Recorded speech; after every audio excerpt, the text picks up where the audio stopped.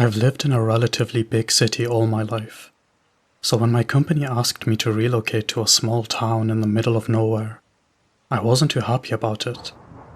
I argued that I could just work remotely with the team there, but my superior was adamant about having face-to-face meetings and building better team cohesion and collaboration. They argued that I could stay in my current residing place, but I'd have to switch teams in my entire role. So eventually I just picked the lesser evil, to move out into this aforementioned small town. Since I had to bite the bullet, I figured I'd try to make the best of the given situation. Maybe moving to a small town would be a good change of pace.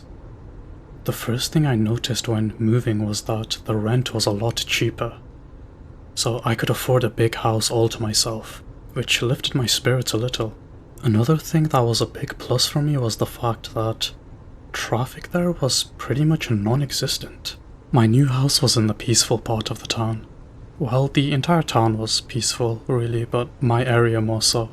And compared to my previous apartment, which was on an avenue with lots of noise, this tranquility was really refreshing.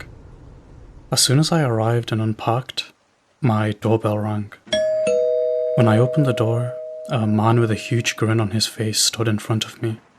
With his glasses, slick hair, and tidy clothing, he looked like a typical suburban dad. "Hi there, my name's Jim," he said perkily, the smile never leaving his face. "I live across the street. I'm guessing you're Chris, right?" Yeah." I was taken aback. "How do you know that?" He chuckled and said, "Oh yeah, sorry about that. This is a small town and news travels fast around here.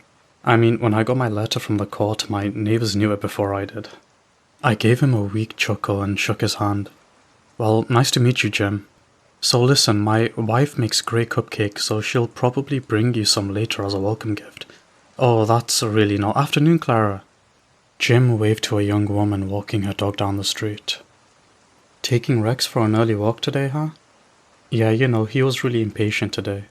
Clara smiled widely and then looked at me and said, "Oh, hi there. You must be our new neighbor." I waved back and introduced myself. "I'll be sure to stop by later so we can say proper greetings," she said, before having the leash in her hand tucked by the dog. She let the dog take the lead and shouted back, "Would love to stay longer, but Rex is in a hurry. Bye for now." She waved and went down the street. Jim waved back and then turned back to me and said, "That's Clara. She lived down the street in that pink house over there. She runs a book club and has the ladies of the town join once a month for some wine and book discussion. But my wife Sarah says they mostly focus on the wine and gossiping." He chuckled and I smiled back out of courtesy. "So listen," I said. "I gotta go and pack the rest of my things, so oh yeah, I totally understand. Hey, if you need any help, don't hesitate to call me. I'll be home all day long." "Thanks, Jim. Have a good one," I said, seeing Jim's friendly and smiley face before I awkwardly closed the door.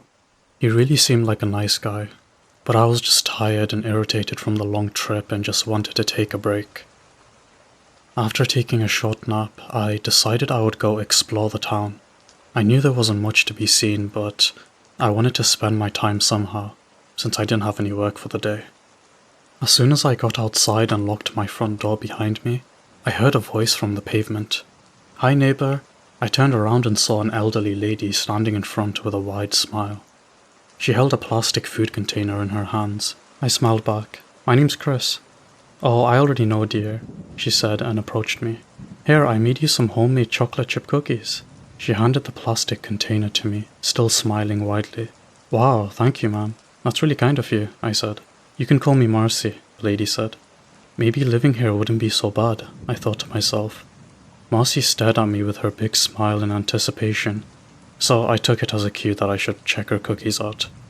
I removed the lid and was a little disappointed to find out that the cookies were mint-flavored. But I tried one in front of her nonetheless and told her how great they tasted. "Oh, you should try my lasagna. That will blow you away, dear." She gently put her hand on my wrist and chuckled. "Well, I have to get going. My grumpy husband will be angry if he doesn't get lunch in time. Have a good day, dear." "Thank you again, Marcy. Oh, and please be sure to return the plastic container when you're done. I've donated so many of those to other people and rarely get any of them back." I smiled and went back inside to leave the cookies. I got out again, drove down the empty street. Immediately to my left in the distance on a hill, I noticed a big tower of some sorts. It looked like a radio tower, since it had an antenna on the top, so I didn't give it too much thought. I went to my company's office, which was only a few minutes drive away from the house. The office looked exactly like back in my city, so that made me feel homey. The co-workers welcomed me and talked briefly before I headed out. It was around 8 PM when I returned home and night had already fallen. I wanted to make some dinner, so I decided to walk down to a nearby store and buy something simple like frozen pizza or whatever.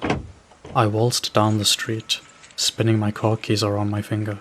On my way there, I ran into Jim and his wife. "Hey Chris, how's your first day here?" Jim grinned again. "This is my wife Sarah, by the way."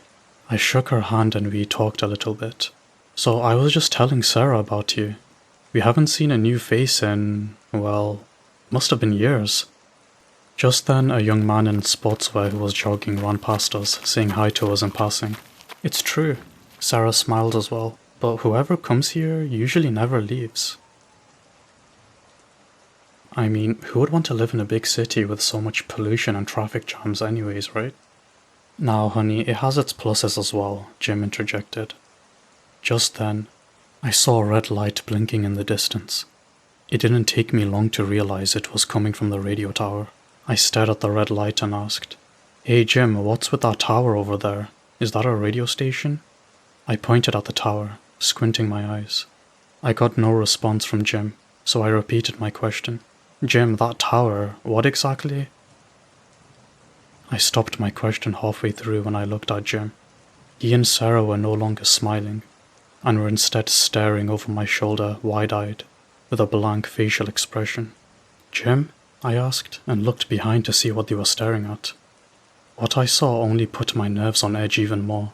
The jogger from before stood motionless in the middle of the street, facing away from me. Just like Jim and Sarah, I saw with my peripheral vision that an old man who was sitting on his porch was also staring in the same direction as the other 3 residents.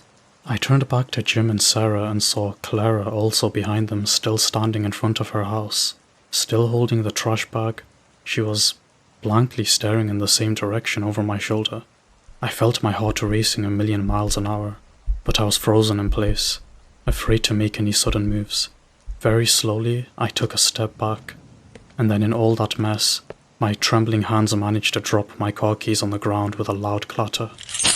The sound echoed in a painfully loud manner, and instantly, all residents turned their gazes towards me. I froze in place again, not sure what would happen next. I wanted to run, but was rooted. Jim and Sarah were not blinking, and the longer I stared at them, the more I realized they were entirely motionless like statues.